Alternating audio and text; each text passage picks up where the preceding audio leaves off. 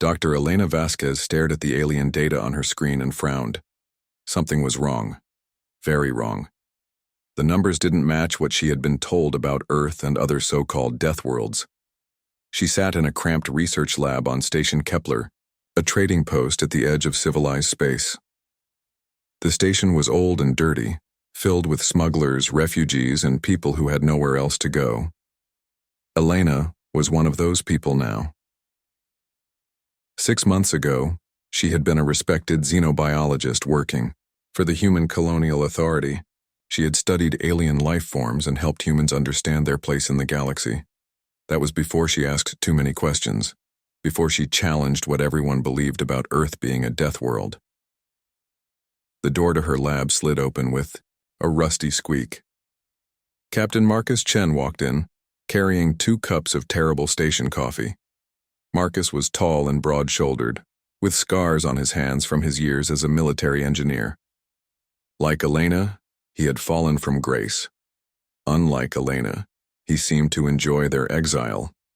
Still looking at those files? Marcus asked, setting a cup next to Elena's keyboard. You've been at this for weeks. Elena took a sip of the bitter coffee and made a face. The Galactic Council says Earth is a Class 12 death world, the most dangerous type, barely suitable for life. That's what everyone knows, Marcus said, pulling up a chair. We're the tough guys from the scary planet. It's why most aliens are afraid of us. But look at this. Elena turned her screen toward him. I've been comparing Earth's actual conditions to other Class 12 worlds. Earth has stable weather, breathable atmosphere, and abundant water. These other planets have acid rain, poisonous air, or temperatures that would boil metal. Marcus leaned forward, studying the data. His engineering background helped him understand the technical readings. So Earth is easier to live on than other death worlds? Much easier. In fact, Earth seems more like a Class 3 or Class 4 world. Garden worlds, the kind that advanced species prefer for colonies. This was dangerous thinking. The entire human identity in galactic society was built on being the tough survivors from a deadly world. It explained why humans were only given simple jobs, why they weren't trusted with advanced technology, why alien species treated them like interesting but primitive animals. Marcus set down his coffee cup with a clink. Maybe the Council made a mistake when they first classified Earth? I thought so too. But look at this. Elena pulled up another file. I requested data on 50 other death worlds. Guess what? Half of them show the same pattern. Worlds classified as deadly and primitive, but the actual environmental data suggests they should be much more hospitable. The implications hung in the air between them. If the classifications were wrong, it meant the Galactic Council had been lying. But why would they lie about something so basic? Marcus stood up and began pacing. It was a habit from his military days when he was planning difficult operations. Who else knows about this? I tried to discuss it with Dr. Hartwell at the Colonial Authority. He told me to drop the research and focus on more practical matters. When I kept pushing, he said my position was being eliminated due to budget cuts. And that's how you ended up here. That's how we both ended up here, Elena reminded him. You asked too many questions about why human military technology is always one step behind Council standards. Marcus had been a promising officer until he discovered that human weapons and ships were deliberately designed with inferior components. When he tried to improve the designs using basic engineering principles, his superiors transferred him to remote outposts. When he kept improving things anyway, they discharged him for insubordination. So we're both troublemakers, Marcus said with a slight smile. What do you want to do about it? Before Elena could answer, her computer chimed with an incoming message. The sender was listed as Galactic Council Administrative Office. Elena felt her stomach drop as she opened it. The message was polite but firm. Dr. Elena Vasquez was to cease all research into planetary classifications immediately. Such research fell outside her area of expertise and could lead to misunderstandings about Council policy. Furthermore, any attempt to publish or share her findings would result in legal action. The message was signed by Counselor Thex 9, a high-ranking official from the Altarian species. Altarians were one of the founding members of the Galactic Council, known for their administrative efficiency and strict adherence to rules.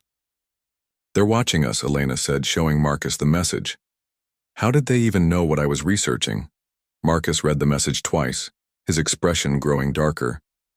"Someone reported you. Either that, or they monitor all research requests from humans. This doesn't make sense.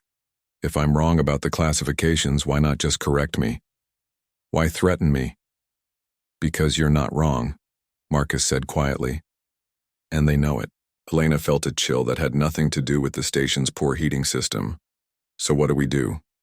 Marcus was quiet for a long moment, staring at the message on the screen. When he finally spoke, his voice had the steady tone of a man making a dangerous decision.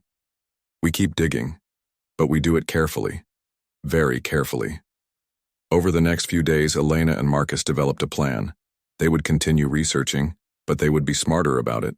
Instead of requesting data through official channels, they would gather information from other sources. Traders who had visited these worlds, refugees who had fled them, independent scientists who might have done their own studies. Station Kepler was perfect for this kind of investigation. It attracted people from all over the galaxy, many of whom had stories to tell and few questions about why someone wanted to hear them. Their first real breakthrough came from an unlikely source. A drunk, Zolonian trader named Vash. Zolonians were a peaceful species known for their honesty, which made Vash's story even more disturbing. Kepler 442b. Vash slurred, waving his drinking tentacle for emphasis. "Council says it's a death world. Toxic atmosphere, they say. Dangerous storms. But I've been there, human friends. I've been there many times." Elena and Marcus exchanged glances. Kepler 442b was on Elena's list of questionably classified worlds. "What's it really like?" Elena asked, keeping her voice casual. "Beautiful," Vash said, his large eyes growing dreamy. "Green forests, clear water, gentle rains. The natives there, they make wonderful art. Had a whole civilization before the council came." "Had?" Marcus asked. Vash's mood suddenly darkened. "Council said they were too primitive to govern themselves. Said the planet was too dangerous for civilized species. They relocated the natives to safety and declared the world off limits." "Where did they relocate them to?" "Processing centers," Vash said bitterly. "That's what they call them. Nice name for slave camps." Elena felt sick. "How do you know all this?" "Because I was there when it happened," Vash said. "I was young then, working for a council survey team. I helped them write the reports that justified it all. I've regretted it every day since." After Vash stumbled away to find his ship, Elena and Marcus sat in silence. The pieces were starting to form a picture, and it was not a pleasant one. "It's not just wrong classifications," Elena said finally. "It's deliberate. They classify worlds as death worlds to justify taking them over. And they classify the inhabitants as primitive to justify enslaving them," Marcus added. They looked at each other, both understanding what this meant. If they were right, the Galactic Council wasn't the benevolent federation it claimed to be. "It was something much darker. We need more proof," Elena said. "We need a lot more proof," Marcus agreed. "Because if we're going to accuse the Council of this, we better be absolutely certain." Neither of them spoke. The other thought they were, both having, that gathering such proof might be the most dangerous thing they had ever attempted. Elena couldn't sleep. Every time she closed her eyes, she saw Vash's haunted expression when he talked about the processing centers. She had spent 3 weeks gathering more stories, and each one was worse than the last. Marcus found her in the observation deck at 0300 hours, staring out at the stars. The deck was empty except for them, lit only by the soft glow of distant suns. "Found another one," Elena said without turning around. She held up a data pad. "Xerion Prime, officially listed as a Class 11 death world with a primitive reptilian species." "Let me guess," Marcus said, sitting beside her. "It's actually a garden world with an advanced civilization?" "Was advanced," According to a Corvin merchant I met yesterday, the Xerians had spaceflight technology and were developing faster-than-light communication. Then the Council arrived and declared their technology dangerous and unstable. Marcus took the data pad and scrolled through Elena's notes. What happened to them? Same story. Planet classified as a death world, population relocated for their own safety. The Corvin says there are rumors that some Xerians escaped underground, but nobody knows for sure. They had found similar patterns on 23 worlds so far. Advanced civilizations suddenly reclassified as primitive. Habitable planets suddenly declared too dangerous for settlement. And always, the Council stepped in to help with relocation and resource management. We need to see one of these worlds for ourselves, Marcus said. Elena nodded. She had been thinking the same thing. I found a possible target. Cathara 7. It's only 2 days away from here, and it's supposed to be completely dead now. Strip mined for its rare minerals decades ago. If it's dead, why go there? Because according to the geological surveys I found, Cathara 7 shouldn't have had any valuable minerals. The rock composition is all wrong for the materials they supposedly extracted. Marcus stood up and began his familiar pacing. So either the surveys were wrong or they weren't mining minerals at all. They were mining something else. Getting to Cathara 7 required careful planning. Station Kepler saw a lot of traffic, but most ships avoided Deathworlds unless they had specific business there. Elena and Ari. Marcus needed a cover story that would explain their presence without attracting attention. They found their solution in Captain Yorick, a human freighter pilot, who supplemented his income with salvage operations. Yorick was old, grumpy, and asked very few questions as long as the payment was good.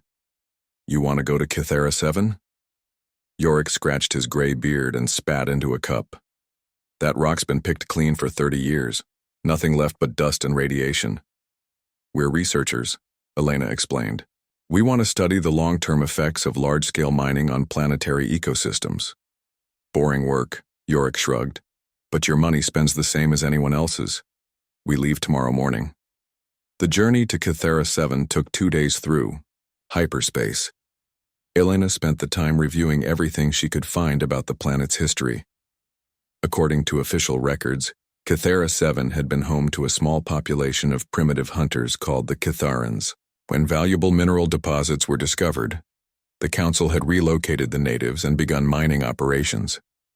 The mining had been so intensive that it stripped away most of the planet's surface, leaving behind a barren wasteland unsuitable for life.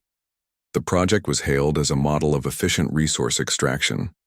But the more Elena studied the records, the more questions she had. The Catharans were described as primitive, yet they had somehow developed complex irrigation systems and architectural techniques that impressed even Council engineers. The mineral extraction report showed massive quantities of rare elements, yet the geological surveys suggested those elements shouldn't exist in such concentrations. None of this adds up, Elena told Marcus as they approached the Cathara system. Marcus was studying star charts and flight plans. Maybe we'll get some answers when we see the planet ourselves. When Cathara 7 appeared on the view screen, Elena gasped. The planet wasn't the barren wasteland described in the reports. Green and blue swirled across its surface, with white clouds drifting through a healthy atmosphere. That can't be right, Yorick muttered, checking his instruments. According to my charts, this place should be dead. Take us down, Marcus said quietly, but stay ready to leave fast if we need to. They landed in what had supposedly been the largest mining zone. Instead of stripped earth and industrial scars, they found rolling hills covered with unusual purple grass. Strange trees with silver bark grew in neat groves, and small streams ran between moss-covered rocks. The air's breathable, Elena announced, checking her scanner. No radiation, no toxins. This place is more livable than most colony worlds. They had only been exploring for an hour when they found the ruins. At first glance, they looked like natural rock formations. But Marcus's engineering, I caught the patterns that nature couldn't create. These are buildings, he said, brushing dirt away from carved stone blocks. Look at this stonework. This is advanced construction. The ruins stretched for kilometers, hidden beneath centuries of plant growth. Elena found walls covered with intricate carvings that depicted scenes of daily life, scientific achievements, and artistic celebrations. These weren't the crude drawings of primitives. They were the works of a sophisticated civilization. The Kitharans weren't primitive at all, Elena breathed, studying a carving that showed what looked like astronomical calculations. They were scientists, artists, engineers. A sound made them both freeze. It was a low whistle, almost musical, coming from the ruins ahead of them. Marcus drew the small plasma pistol he always carried, while Elena grabbed her scanner. "We're not here to hurt anyone," Elena called out in Galactic Standard. "We're just researchers." The whistling stopped. For a long moment, there was only silence. Then a figure stepped out from behind a fallen wall. It was clearly a Kitharan, though different from the descriptions in council records. The being was tall and slender, with smooth gray skin that seemed to shimmer in the sunlight. Its large eyes were intelligent and cautious, and it wore clothing made from woven plant fibers. "You are humans," the Kitharan said in accented Galactic Standard. "We know of your species. You are also classified as primitives from a death world." Elena felt her heart racing. "You speak our language." "We speak many languages. We had to learn to survive." The Kitharan gestured toward the ruins. "I am Keeper Thane. I maintain the memory of what was." More Kitharans emerged from hiding places throughout the ruins. There were perhaps 30 of them, all watching the humans with a mixture of hope and fear. "The council said your people were relocated," Marcus said carefully. Thane's expression hardened. "Some were taken. Most were killed when they resisted. A few of us escaped into the deep caves and have lived here in secret ever since." "But the mining operations," Elena said. "The report said this planet was strip-mined." "There was no mining," Thane said bitterly. "That was a lie to explain why the planet was declared dead. The council wanted our world because of its strategic location and rich resources. The Deathworld classification was an excuse to take it." Elena felt the pieces clicking into place. "They didn't relocate your people. They committed genocide." "Not just us," Thane said. "We are part of a network. Survivors from many worlds that the council destroyed. We share information. We help each other survive, and we wait." "Wait for what?" Marcus asked. "For someone with the power to tell the truth to the galaxy. Someone who can prove what the council has done." Elena looked at Marcus, seeing her own thoughts reflected in his eyes. They had found what they were looking for, but it was bigger and more terrible than they had imagined. "How many worlds?" Elena asked quietly. "Hundreds," Thane replied. "Maybe thousands. The council has been doing this for centuries. They find a world with something they want, classify it as a death world with primitive inhabitants, then take whatever they please." "And the survivors?" "Those who don't resist are enslaved. Those who do resist are eliminated. The galaxy is told that dangerous primitives had to be relocated for everyone's safety." Marcus holstered his weapon and stepped forward. "What can we do to help?" Thane studied them both for a long moment. "You are researchers. You understand evidence and proof. If you could gather undeniable evidence of the council's crimes, the kind that even their own citizens couldn't ignore, it might be enough to stop them." "What kind of evidence?" Elena asked. "The kind that's locked away in the council archives, on Nexus Prime. Original surveys showing the true nature of classified worlds. Records of what really happened to the native populations. Internal communications discussing the conspiracy." Elena felt a chill. Nexus Prime was the capital world of the Galactic Council, the most heavily defended planet in known space. The archives would be protected by the best security systems in the galaxy. "That's impossible," Marcus said. "Two humans couldn't infiltrate the council archives." "Perhaps not," Thane agreed. "But two human researchers conducting a legitimate study might be able to access some of those files legally, if they were clever about it." Elena looked around at the hidden Kitharan settlement, at the survivors of a genocide the galaxy had never been told about. She thought about all the other worlds, all the other civilizations that had been destroyed or enslaved while the council maintained its image as a benevolent federation. "We'll need help," she said finally, "and we'll need a very good plan." The underground chamber was vast, carved from living rock by tools Elena couldn't identify. Soft bioluminescent panels provided gentle light, and the walls were covered with star charts, historical records, and what looked like battle plans. This wasn't just a hiding place, it was a command center. Thane led Elena and Marcus through winding tunnels to the heart of the Kithaeron settlement. Dozens of survivors from different worlds worked together, their varied forms united by shared purpose. Elena recognized some species from her xenobiology studies, but others were completely unknown to her. Officially, they didn't exist anymore. "Welcome to the Archive of Truth," Thane said as they entered the main chamber. "Everything the Council tried to erase is preserved here." An elderly being with blue-scaled skin and 6 arms approached them. Elena's scanner identified her as Nexian, AE, species that had supposedly gone extinct centuries ago. "I am Archivist Kayla," the Nexian said in a voice like wind chimes. "I have been waiting to meet humans for a very long time." "You know about us?" Marcus asked. "We know about all the worlds the Council fears," Kayla replied. "Earth is special, though. You are their greatest nightmare." She led them to a wall covered with detailed maps of the galaxy. Red dots marked hundreds of worlds with lines connecting them in complex patterns. Each red dot represents a world that was destroyed or enslaved using the Deathworld classification, Kayla explained. The pattern began over 3,000 years ago, when the Altarians first formed what would become the Council. Elena studied the map, her scientific mind automatically analyzing the patterns. "These aren't random. The dots follow specific routes and resource concentrations." "Very good," Kayla said approvingly. "The Council doesn't destroy worlds at random. They target civilizations that threaten their control or possess resources they need." Thane activated a holographic display that showed the galaxy as it existed 3 millennia ago. Hundreds of independent civilizations flourished, trading and communicating across vast distances. "This was the Golden Age," Thane said. "Species shared knowledge freely. Technology advanced rapidly. Art and philosophy flourished." "What changed?" Marcus asked. "The Altarians developed a new philosophy," Kayla answered. "They believed that advanced species had a duty to guide primitive ones. At first this seemed benevolent. They offered technology and protection to less developed worlds.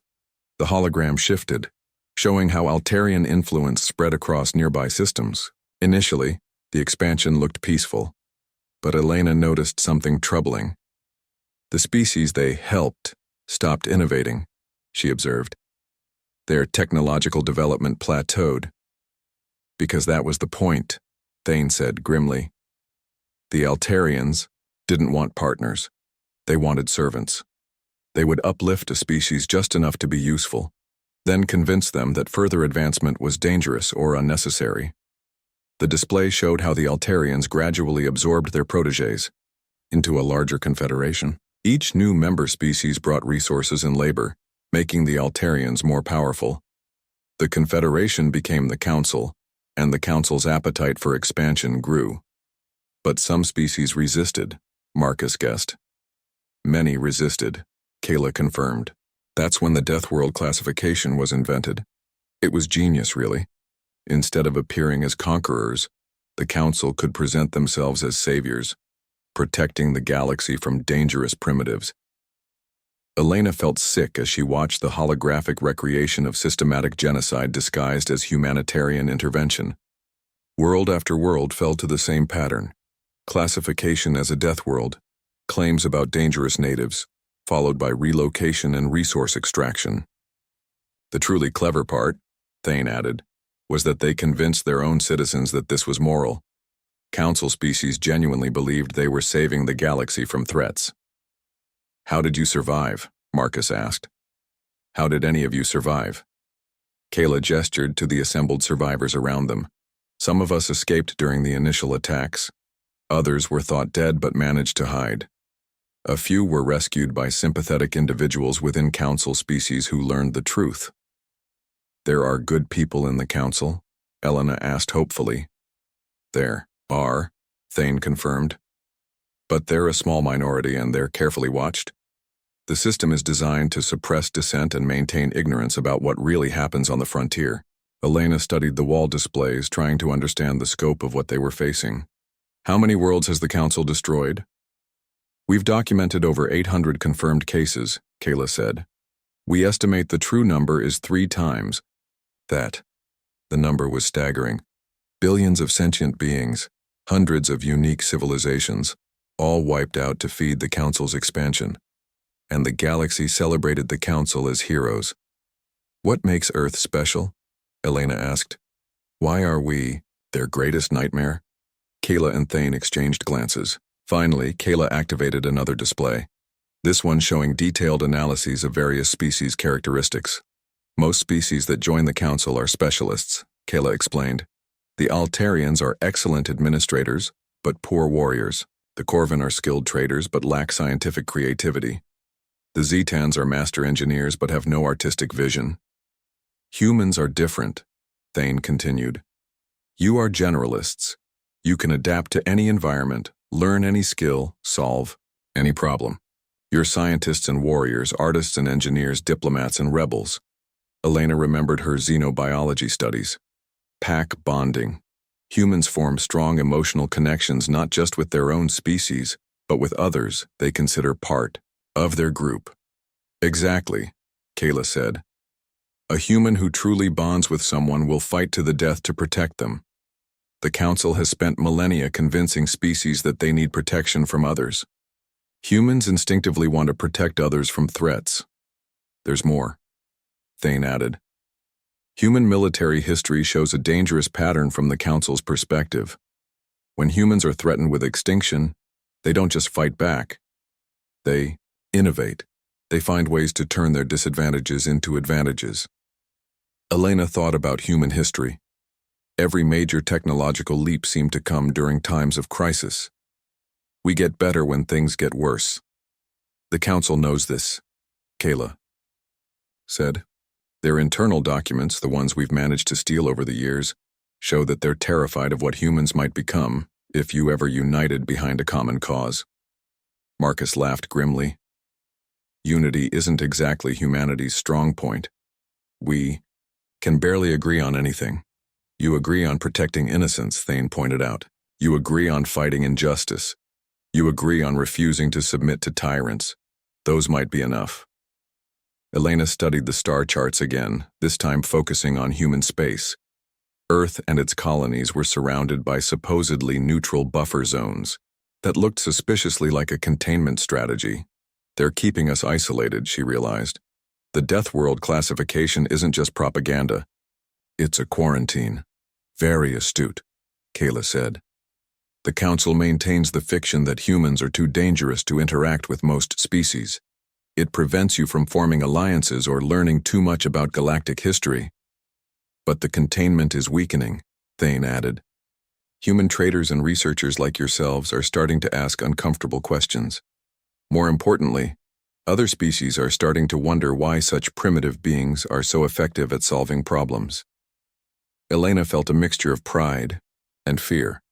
Humanity's reputation for competence was apparently both an asset and a target. What do you need from us? Marcus asked bluntly. Keela activated a new display showing the layout of Nexus Prime and the Council archives. We need proof that even Council citizens cannot deny. Personal communications between Council leaders discussing the conspiracy. Original survey data showing the true nature of classified worlds.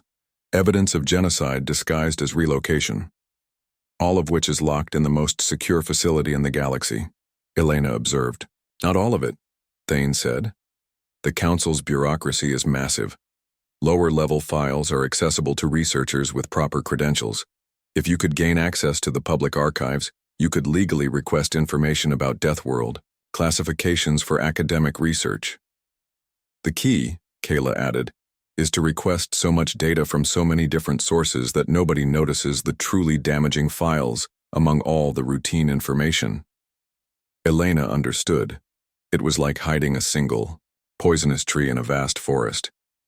We'd need legitimate research credentials and a believable cover story. We can provide both, Thane said. We've spent decades preparing for this opportunity. false identities, academic backgrounds, even research grants from fictional universities. Why us? Marcus asked. Why not someone from your own people? Because we're all supposed to be dead, Kayla said simply. If any of us appeared in council space, it would expose the entire operation. But humans are expected to be there. You're primitive researchers from a death world, harmlessly studying galactic history.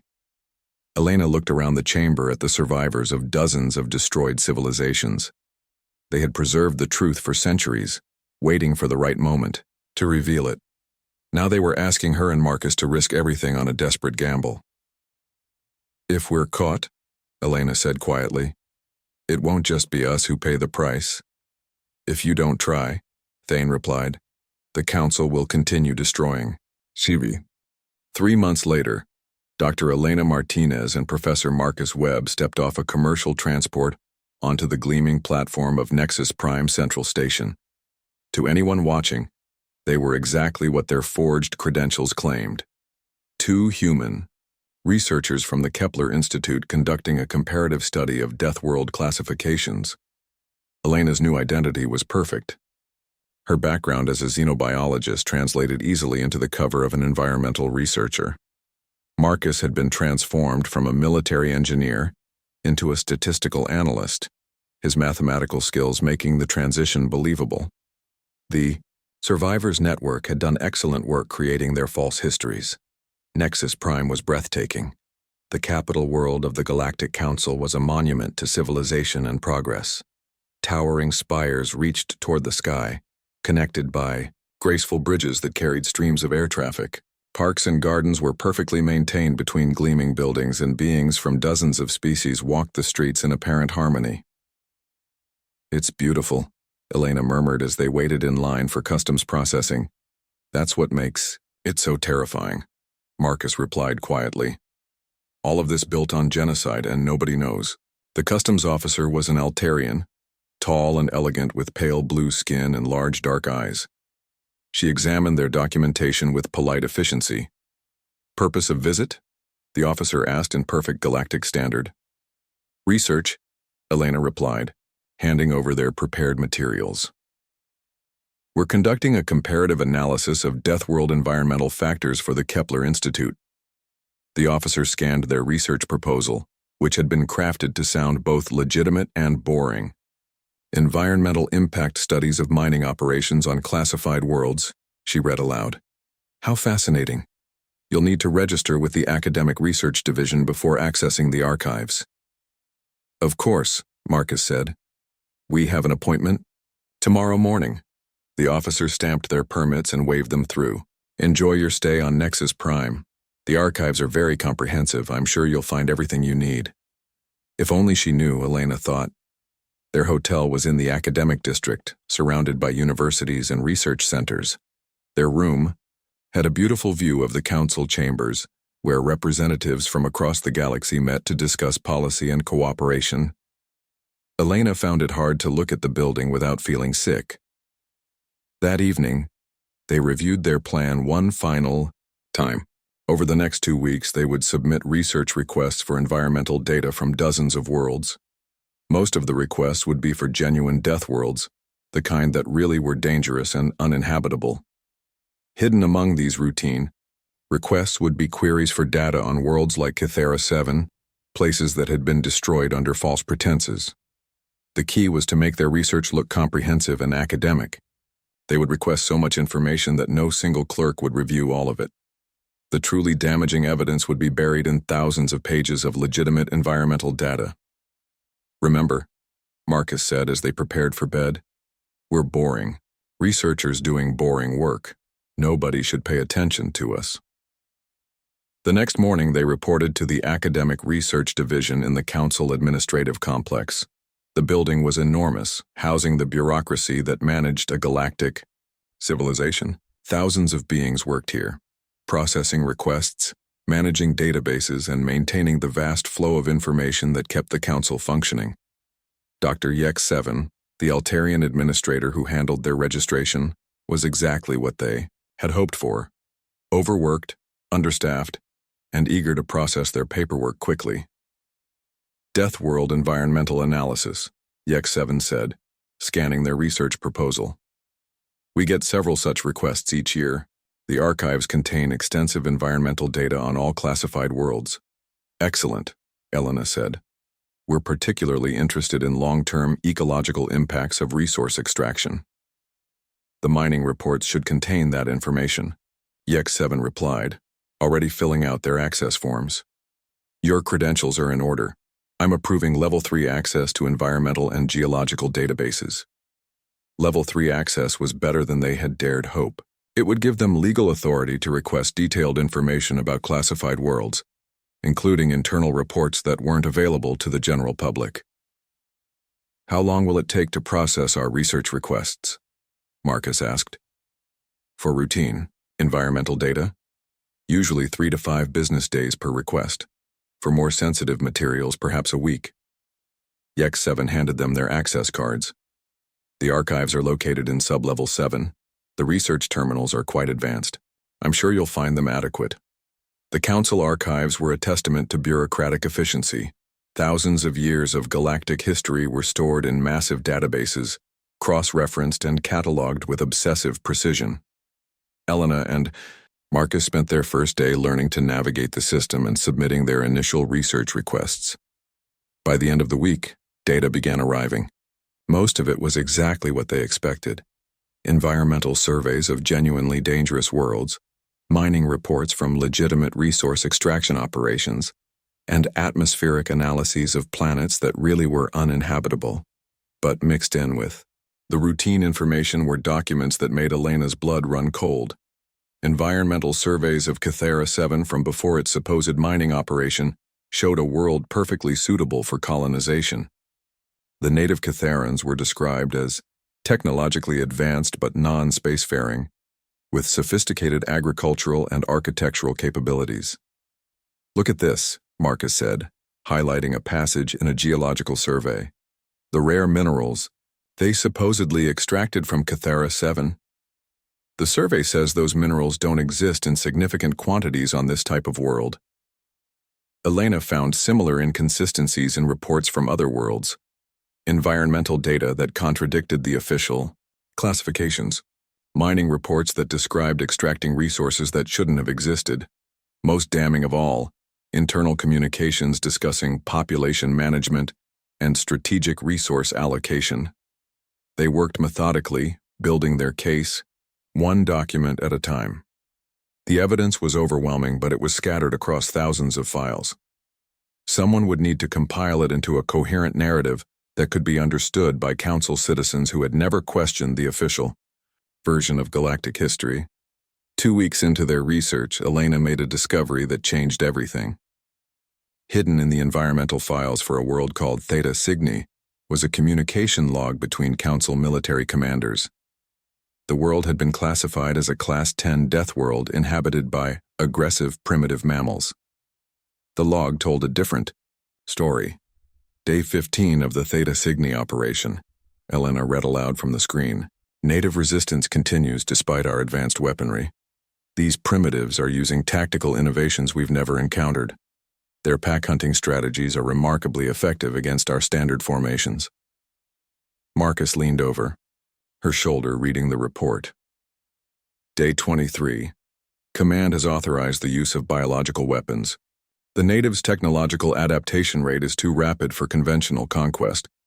Recommend immediate sterilization and reclassification as uninhabitable due to biological contamination. Elena felt sick. The report was describing genocide, carried out, because the natives were too effective at defending themselves. There are dozens of these reports in the files. Every world where the natives fought back effectively was sterilized and declared uninhabitable. But some worlds weren't sterilized, Marcus pointed out. Some were classified as death worlds and then strip-mined. Elena searched the database for the criteria that determined which worlds were destroyed and which were exploited. What she found was a cold-blooded calculation of resources versus resistance. Worlds with valuable resources and weak resistance were conquered and enslaved. Worlds with strong resistance but few resources were simply destroyed. Worlds with both valuable resources and strong resistance were sterilized and then claimed. For council use. It's completely systematic, Elena said, staring at the flowchart that outlined the decision-making process. They've turned genocide into an administrative procedure. Over the following days, they uncovered more evidence. Internal memos discussing the psychological manipulation needed to keep council citizens supportive of Deathworld classifications. Training materials for military units specializing in primitive population management. Budget reports showing the incredible profits generated by forced resource extraction from conquered worlds. Most shocking of all, they found a classified research project studying humanity itself. The project, codenamed Persistent Threat Assessment, had been running for over a century. Its conclusions were terrifying from the Council's perspective. Humans represent the highest level of adaptive threat the Council has ever encountered, Elena read from the classified report. Unlike other Deathworld species, humans demonstrate unprecedented ability to innovate under pressure, form cooperative bonds across species barriers, and rapidly develop countermeasures to superior technology. The report recommended keeping humanity isolated and technologically suppressed for as long as possible. If isolation failed, the report suggested more drastic measures.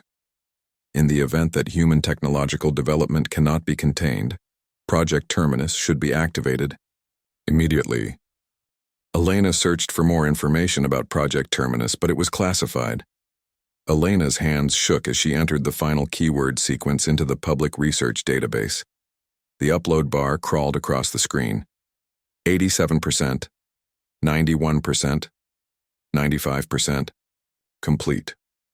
Somewhere in the galaxy, automated systems monitored by the survivors' network would detect the keywords and begin downloading the evidence that would destroy the Council.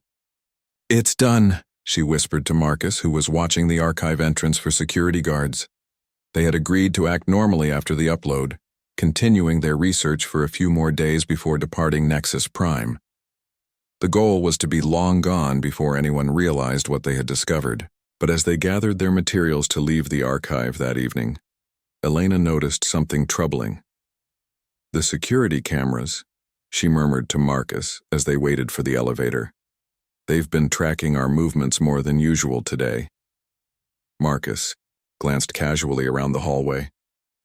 "I see it too. We may have been blown." The elevator arrived with a soft chime, and they stepped inside along with several other researchers.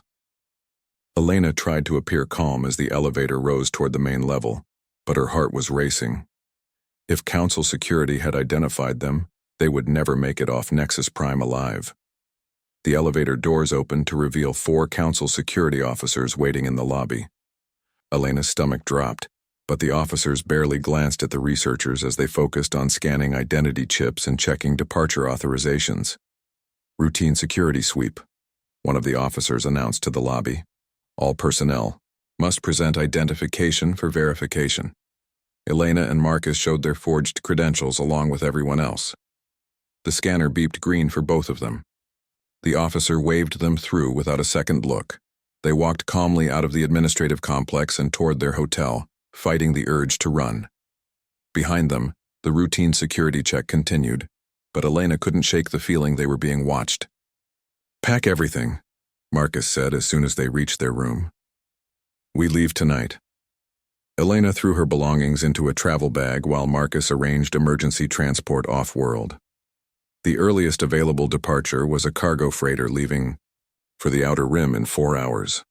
It wasn't ideal, but it would get them away from Nexus Prime. As they prepared to leave the hotel, Elena's communication device chimed with an incoming message. The sender was listed as Academic Research Division, Dr. Martinez and Professor Webb. The message read, "Please report to Administrative Complex Sublevel 15 immediately for urgent consultation regarding your research project. Council Security is providing escort to ensure your safety." Elena showed the message to Marcus. His face went pale. "Sublevel 15 isn't archives," Marcus said grimly. "That's where they keep the detention facilities." Elena looked out their hotel window and saw black Council security vehicles surrounding the building. "They know." Marcus grabbed their emergency beacon, a device provided by the survivors that would signal their network if they were captured. At least the data is already out there. Even if they stop us, the truth will spread. The door to their room exploded inward. Council security officers in full combat gear stormed in, weapons raised. Elena and Marcus put their hands up slowly, the beacon hidden in Marcus's palm. Dr. Elena Vasquez and Captain Marcus Chen, the lead officer announced using their real names. You are under arrest for espionage, theft of classified information, and conspiracy against the Galactic Council. They had been discovered. Somehow the Council had pierced their false identities and connected them to their investigation. As the officers secured them with energy restraints, Elena wondered how long they had been under surveillance. The detention facility on sublevel 15 was sterile and cold. Elena and Marcus were separated and placed in individual cells that blocked all communication signals. Elena sat on the narrow bench that served as a bed and tried not to think about what would happen. When the interrogation began, she didn't have long to wait. Within hours of their arrest, a tall Altarian in elegant robes entered her cell. Elena recognized him from news broadcasts. Counselor Thex 9, one of the most senior officials in the galactic government. Dr. Elena Vasquez, Thex 9 said, settling gracefully into the cell's only chair. Or should I say Dr. Elena Martinez? Your false identity was quite well crafted. It took our security analysts several weeks to uncover your true background. Several weeks? Elena asked, surprised despite herself. Oh yes. We've been watching you since you first arrived on Nexus Prime. Did you really think you could infiltrate the Council archives without our knowledge? Thex 9's large dark eyes showed what might have been amusement. We allowed you to access those files, Dr. Vasquez. We wanted to see what you would do with the information. Elena felt a chill of despair. It was a trap. Not a trap, exactly. An opportunity.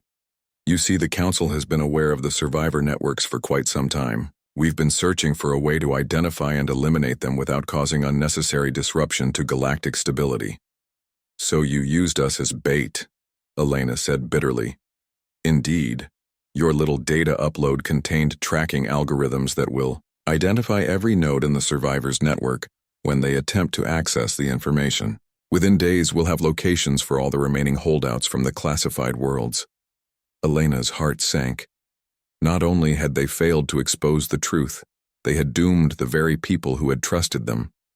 The survivors who had spent centuries preserving the evidence of Council crimes would be wiped out because of her and Marcus.